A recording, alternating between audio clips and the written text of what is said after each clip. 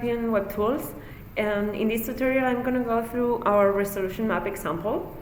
For this, we're going to create an empty project, which gives us a unique URL to access our data. Let's go to the project. So as you can see, this is a relatively simple project that consists of two protocols. In the first one, we're going to import our volume, and in the second one, we're going to use our volume to get the resolution map. So let's go ahead and import our volume. In this case, first, we need to upload our files to the server. So let's look for our files. In this particular case, I'm already in my folder. I have a folder in my desktop called imports, and this file is my volume. So the file was uploaded to the server. We know it because we can now here see our file is right here. So we're done uploading. Now we're going to choose where in the server the files are. So let's go to our upload folder, and here's my volume. Let's select. And we need to know our sampling rate beforehand. In my case, it's 2.33. And we can go ahead and execute our protocol.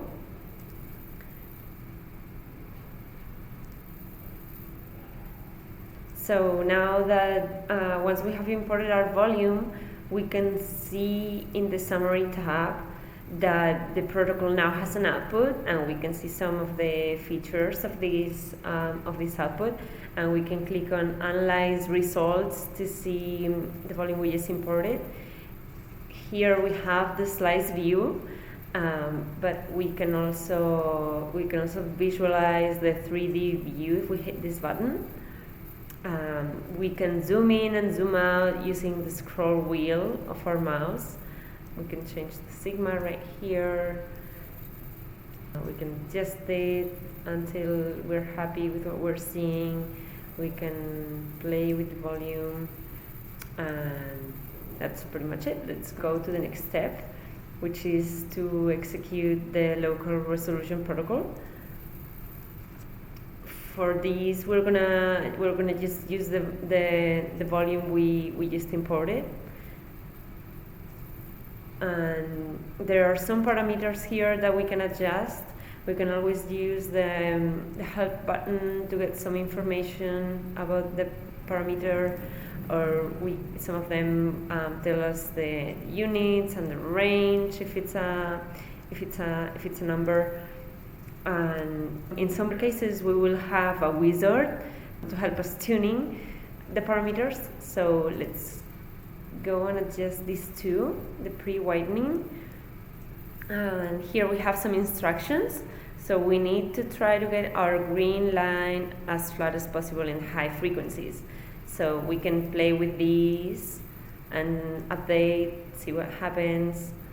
And if we're not happy with the result, we can adjust again.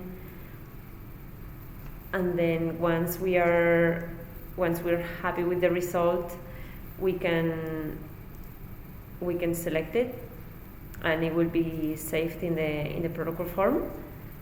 Here now we can go ahead and execute it. Now it says now our protocol is running. We have to wait until it's done. Now there's some data here we can explore about this protocol. So we don't have an output yet because it's still running. In the methods tab, we have information, for example, about which citations we can use if we're writing a paper using our workflow. The output logs tab is really useful when our protocol is taking too long, or if it fails, we can come here and see at which step it found a problem. Now that our protocol finished, we can go to analyze results again. We can choose which axis we want to see. Let's choose X, for example. So let's see the volume slices on the X-axis. And we can see the res map slices. And we can see our resolution histogram right here. So this is the number of boxes we have in each of these resolution ranges. Now it is very important that you download your results, because your unique URL will be erased after 2 weeks. So we can go ahead and download our results and check. We have here the results of the local resolution protocol. That's it. Thank you for watching.